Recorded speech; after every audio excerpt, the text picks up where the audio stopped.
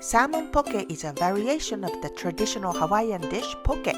The dish combines fresh salmon with creamy avocado and aromatic green onions, all tossed in a savory sauce, making it both delicious and versatile.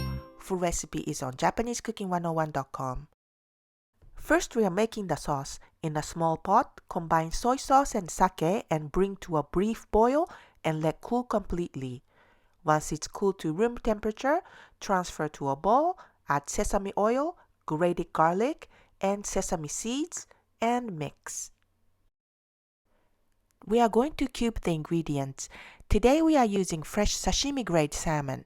You can of course use tuna for the classic ahi poke, which may be more common.